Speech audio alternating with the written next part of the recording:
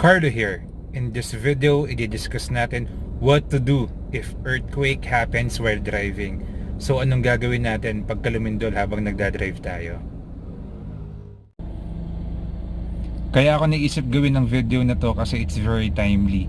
Sunod-sunod yung mga nangyayaring lindol all over the country, from Luzon, Visayas, Mindanao, pati na rin sa ibang bansa.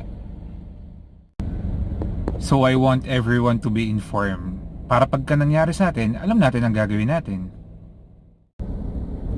So ang number 1 sa listahan natin is to stay calm. Kasi driver tayo, so dapat hindi tayo magpapanik. Pagka nagpanik tayo, paano pa yung mga pasahero natin sa likuran? So nagkagulo na. So as much as possible, gawin natin yung best natin para maging kalmado tayong lahat. Ang number 2 naman in our list is to slow down, look for open space, then stop.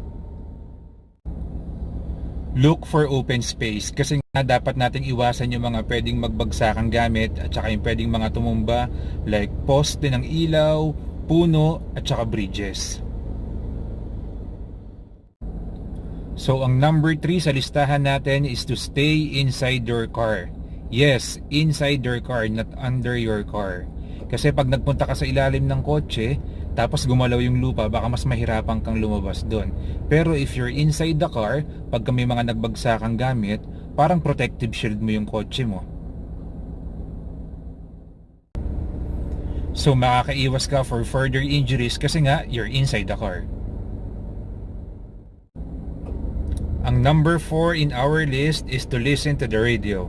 Tama, makinig muna tayo sa radyo para makakuha tayo ng warnings at saka latest updates about the lindol. So ang number 5 in our list is maghanda ka sa tsunami at saka sa mga aftershocks.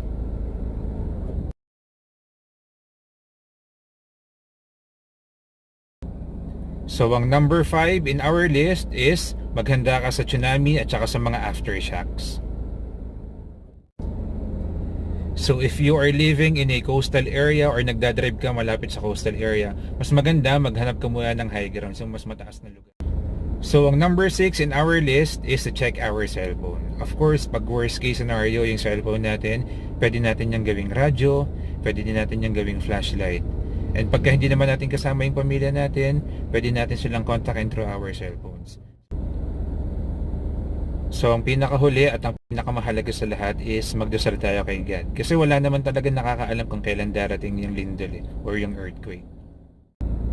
Kaya dapat ipagpasalamat natin sa Kanya na safe tayo pati yung mga mahal natin sa buhay.